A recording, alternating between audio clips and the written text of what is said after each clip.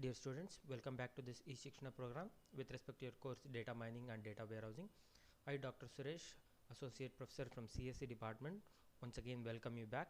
In today's video lecture, we will be discussing about the second major component of your Module 4, the classification, and the topic for today's class is the rule-based classifier.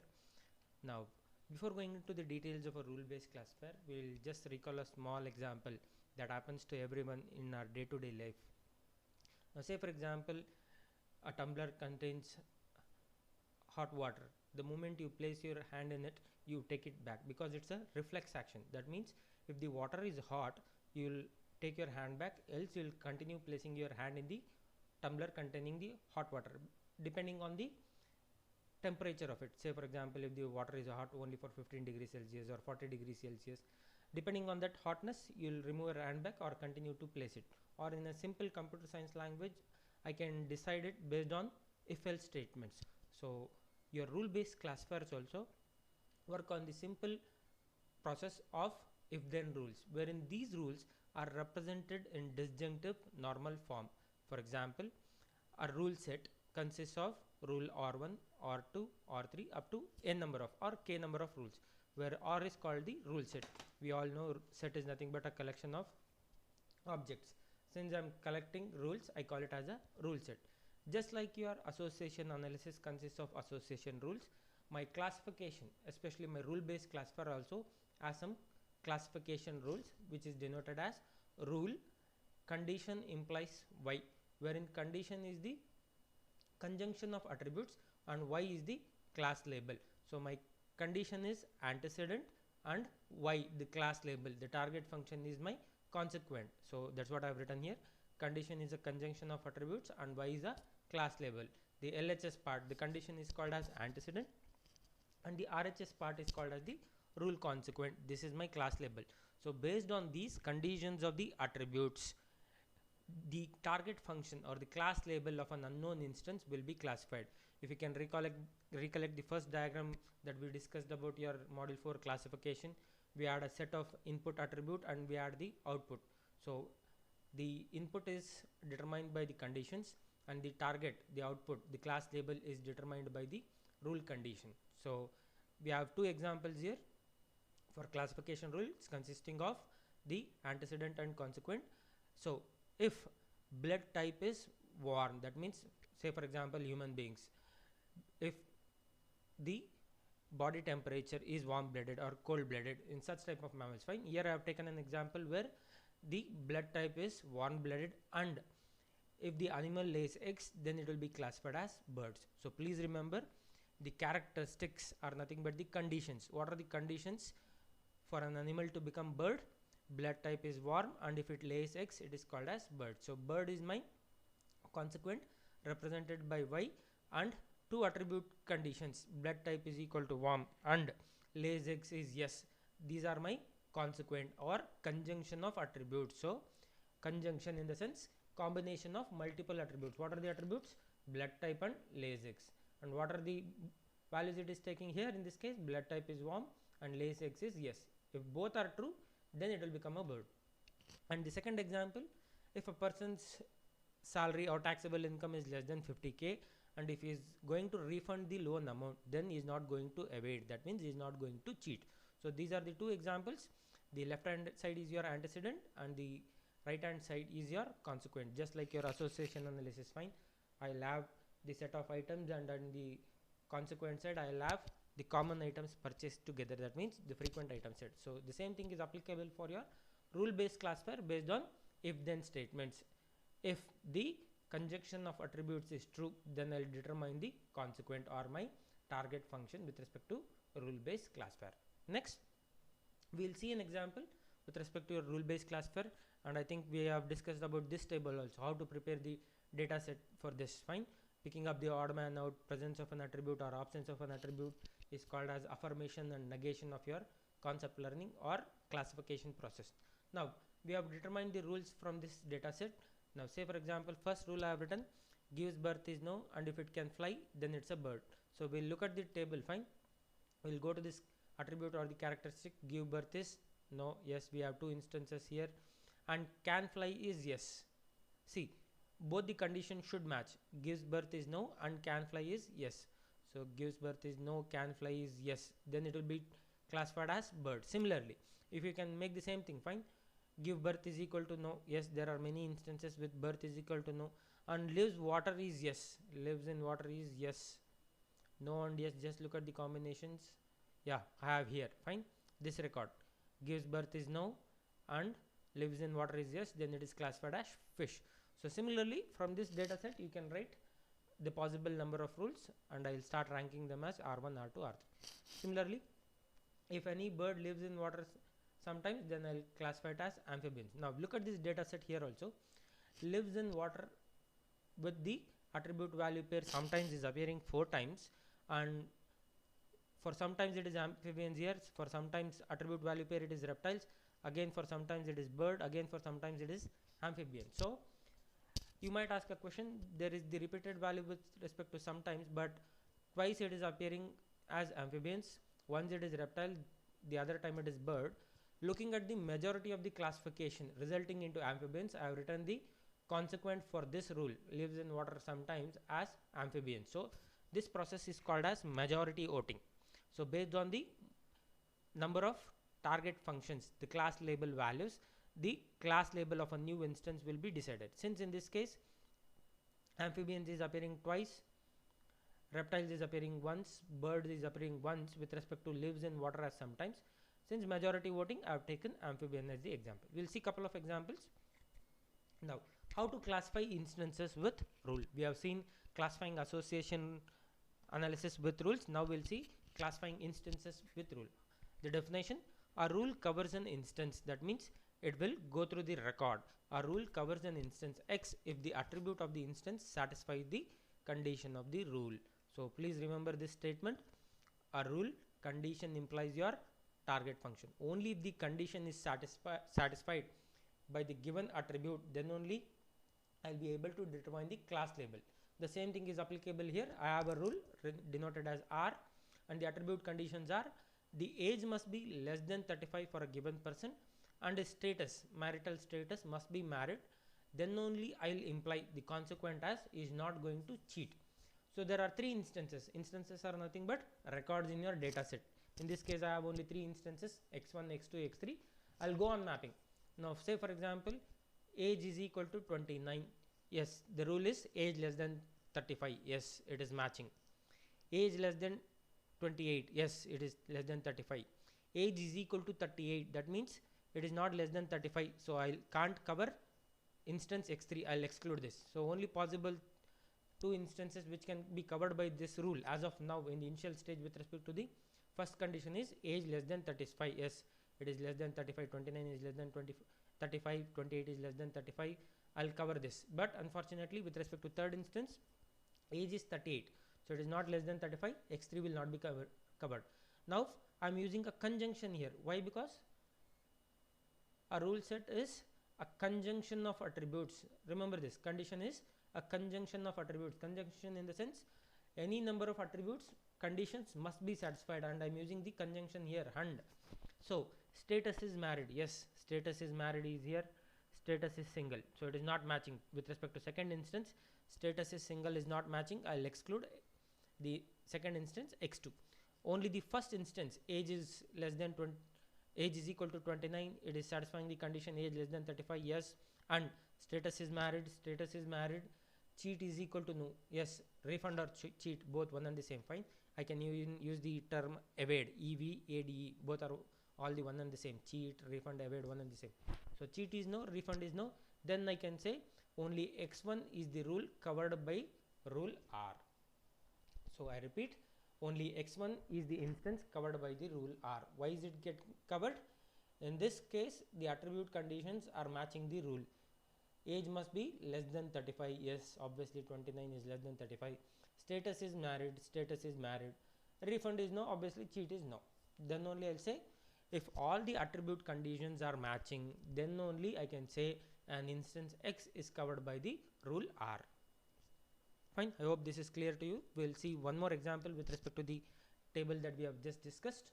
So application of rule based classifier. I repeat, A rule R covers an instance X if the attributes of the instance satisfy the condition of the rule. That means the conjunctions of the attributes must be satisfied, they must be true. Then only I'll be able to find the class label for the new instance. We'll see an example here. I have certain couple of rules R1 to R5 from the table that we just saw. From the vertebrate data set, I have prepared these 5 rules, and then I'll start mapping my given instance, which in case the class label is not known, I have certain attributes, their attribute value pairs. For example, blood type is having 2 values, warm and warm, gives birth is having no and yes, can fly is yes and no, lives in water is no and no, class label is not known. So how can be rule based classifier used for finding the class label of new instance? We'll start seeing. So what will be the class label? We'll just see. The name as of now given is hawk, blood type is warm, we'll see blood type is considered here no, gives birth attribute is considered in the rules yes, gives birth is no, and can fly is yes, gives birth is no, yes it is matching first attribute condition, gives birth is no, gives birth is no here, and can fly is yes, can fly is yes, then it will be classified as bird. So the unknown class label for hawk can be written as bird here. Why? Because both the attribute conditions, gives birth is no, can fly is yes, yes. Look at rule R1, gives birth is no and can fly is yes, yes. So this instance hawk is covered by rule R1, and hence the class label will be written as bird. We'll take the second instance X2 with respect to grizzly bear. We'll look at the attribute types. Blood type is warm, it is not covered here, and I see that gives birth is yes. Rule 3 is having gives birth as yes, fine, and then blood type is warm. I'll see here blood type is warm for grizzly bear, it is not covering can fly or lives in water, it is only covering 2 attributes, gives birth and blood type, and both are matching with respect to rule 3, that is gives birth is yes, yes, gives birth is yes, blood type is warm, blood type is warm for grizzly bear, so it will be classified as mammal. So the class label for new instance with respect to the given record instance grizzly bear can be classified as mammal. So the first instance will be bird, the second one will be mammal. That is what I have written here. So hawk is covered by rule R1, grizzly bear is covered by rule R3. The same thing has been depicted here. This is how the rule based classifier can be used for classifying new instances for given data set with respect to the rules generated. Fine. Next, hope you can remember in case of your association analysis to decide whether a given rule is strong or not with respect to the given antecedent and consequent of a association rule, we determined 2 measures. One is your support, the other one was confidence value. Fine. So we defined support as the support count for antecedent as well as consequent divided by total number of transactions, that was the support value, and confidence was given as the union of antecedent as well as consequent divided by the support count for the antecedent. Similarly, to say whether a given classification rule, we found out some rules here, right? R1 to R5, and then we said record first and second record is covered by rule R1, R3. Similarly, I can say a classification rule is good only if I am able to define coverage and accuracy. I repeat, similar to your association analysis, how we used support and confidence value to say whether a given association rule is weak or strong. Here in case of my rule based classifier with respect to my classification analysis, to say a given rule will cover the given data set, I am saying here, right, a rule R1 covers hawk, rule R3 covers grizzly. I need to define these things mathematically by using 2 measures such as coverage and accuracy, and we will see here coverage of a rule is defined as fraction of records that satisfy the antecedent of the given rule among the given data set. So please remember, support was defined as support count of antecedent as well as consequent divided by total number of instances in the record, whereas coverage is defined as fraction of records that satisfy only the antecedent of a given rule and its number of instances in the data set, whereas accuracy is defined as fraction of records that satisfy both the antecedent as well as consequent depending on the total number of instances consisting of only the antecedent. We will mathematically define this and we will solve an example how to find coverage and accuracy, but please remember the definitions of coverage. Records that satisfy only the antecedent will give me coverage. Records that satisfy both the antecedent and consequent will give me the accuracy. We'll take an example here wherein I have 10 instances. I think we have seen this example couple of times with respect to your recorded data types as well as in your association rules, everything. Fine, we'll use the same example. I have 10 transactions, 3 attributes and my target function. So the formula for coverage is A divided B. That's what I'm saying. Antecedent divided by number of instances in the given data set. D represents the data set. Whereas accuracy is the antecedent as well as consequent. Y is the class label. We have written it in the equation here, right? Y is the consequent, the class label. The same thing I have taken here to define my accuracy. So the intersection of both the antecedent as well as the class label, the consequent divided by the support for the antecedent. So that's what is written here, where A is the number of records that satisfy the rule antecedent.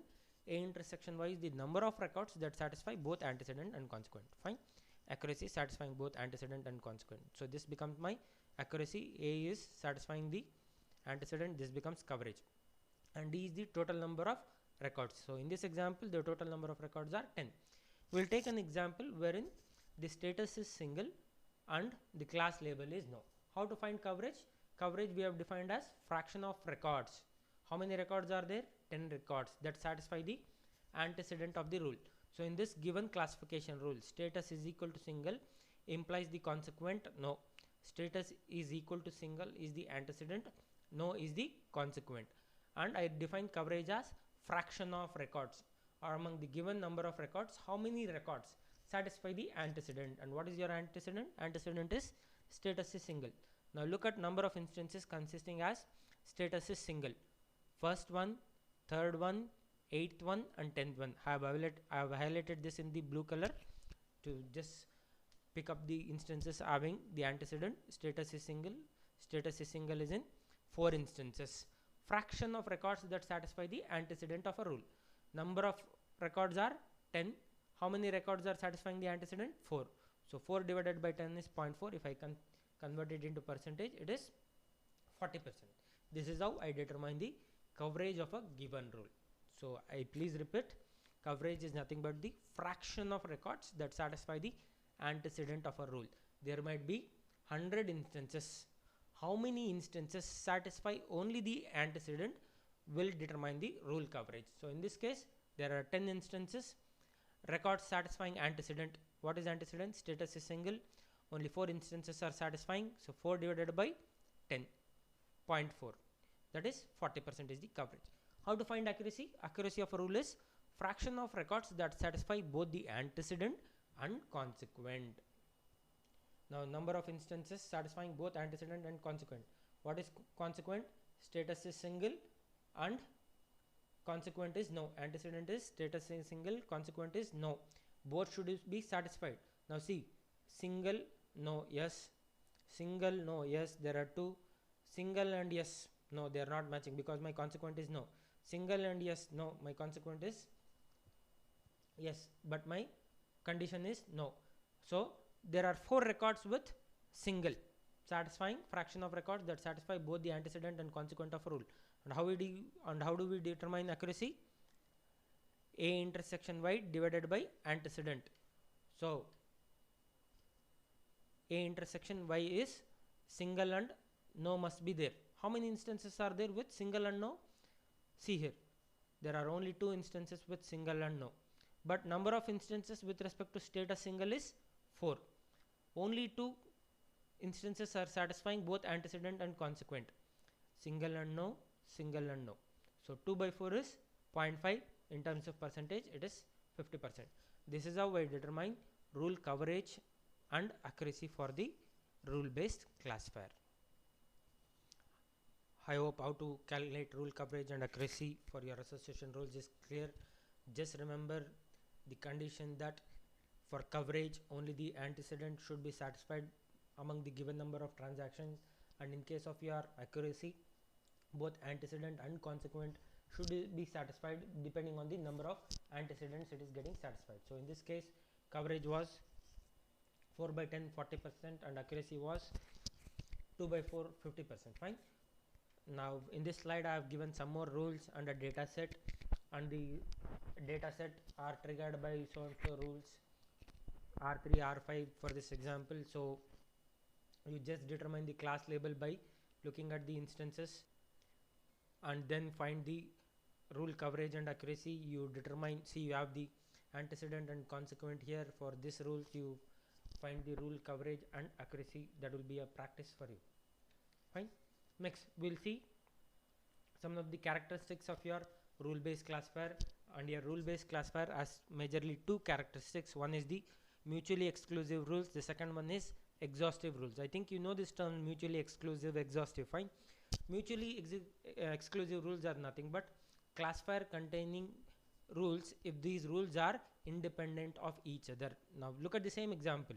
I have written around 5 rules, and in this first case lemur triggers rule R3, so it is classified as mammal. So this record is triggered by only rule R3, but whereas this record, a turtle, triggers both R4 and R5.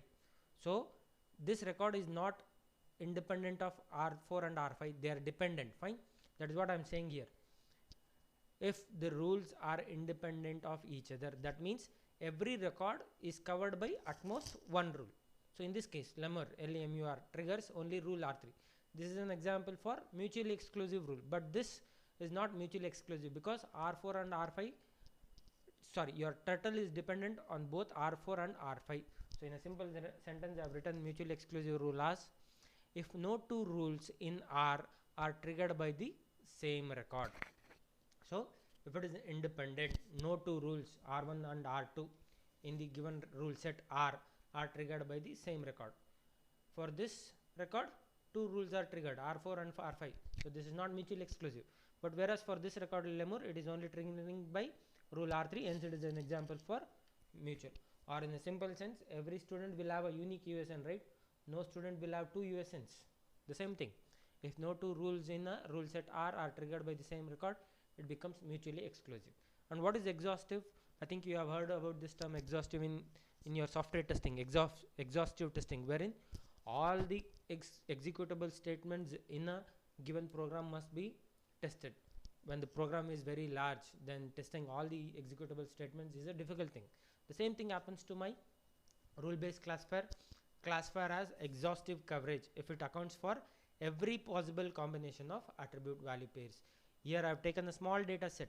If I prepare the student statistic database, right, for BITM with respect to placement, there are 5 branches, each and every branch has around 1000 students, and if I prepare a data set for that consisting of the marks in first sem, second sem up to 8th sem, your extracurricular activities, the whether you have placed or not, what is your 10%, 12%, number of attempts, then the data set is very huge. In that case, for such type of records, generating rules is very difficult. So what will I do? Each record must be at least covered by one rule. If such type of rules, if I trigger, then it is called as exhaustive rules. That means with respect to student data statistics, for each and every record, if I am able to write at least one rule, such type of rules are called as exhaustive.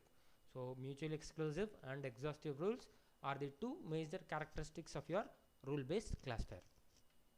Next we will see how to generate rules from a given decision tree.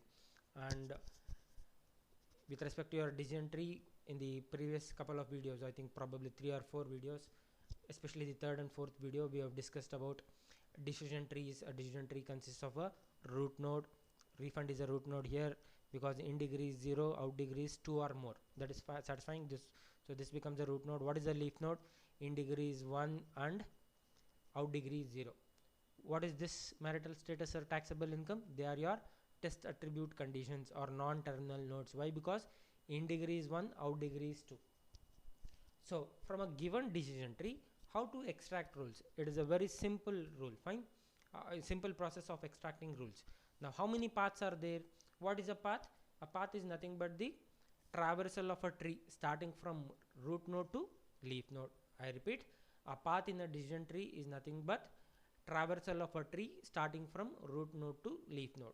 So if you traverse the path from root node to leaf node, that becomes one classification rule. For example, how many paths are there in this decision tree? We'll see. So refund to no is one path, I'll just move this mouse pointer so that you can determine the number of points. So this is the first one. So I have circled here, this is the first path, and again from refund to marital status and no, this is the second path. Again from refund to marital status, again from marital status to taxable income, this becomes one more path. Fine. So this is the third path. Again, which will be the fourth path? I'll start from refund, marital status, taxable income. Yes, this becomes one path. Fine. So in a simple sense, there are four paths: refund to no, refund to marital status, again no, refund to marital status, taxable income, no. This is one path. This is the fourth path. So first, second, the third one, and this is the refund, marital status, taxable income. So these are the four paths. So what will be the association rule? Sorry, the classification rule. The first one, refund is equal to yes, the class value is yes, class label is no. If refund is yes, then the class label, the consequent is no. Refund is equal to yes is your antecedent and the consequent is no. That is what I have written here. Refund is equal to yes and the class label is no. Next, refund is equal to no and marital status is married, then the rule is no. That's what I've written here. Refund is no, marital status is married, then the target function is no. Similarly, refund is no, marital status is single or diverse, and taxable income is less than 80k, then it is no. The same association rule here. Second, one more rule here. Refund is equal to no, marital status is single or diverse, and taxable income greater than 80k. Taxable income greater than 80k, then the class label is yes. The same thing I have written here. So I hope this is clear to you, because this concept will be used for the ordering the rules in case of your rule based ordering and class based ordering. So just I'll repeat it once again for your convenience. If you indicate both the antecedent and consequent, it becomes a classification rule. Refund is equal to yes, then class label is no. That's what I have written. Similarly, follow the path from root node to leaf node. It will give a association rule. Refund is no and marital status is married, then target concept is no.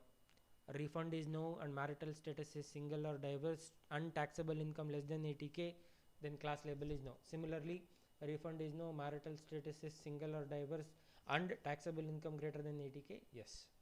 This is the gist, how to extract rules from a given decision tree. So by this what will happen? Rules will be mutually exclusive and rule set contains as much as information from the tree, because all the information from the tree is extracted. So I'll have maximum information and the rules will be exhaustive as well as mutually exclusive. Fine. So now the rules also can be simplified. Now why does this simplification requires? Fine. The number of rules that you generate, say for example for a data set with 10 instances, I have 5 paths. That means there are 5 rules. So for a simple example of 10 records, I have 5 rules from the 5 paths. So if a data set, same for example, I gave the same example of your student statistics with respect to placement, there will be n number of records, n number of attributes. In that cases, the decision tree becomes complex. There will be more number of rules.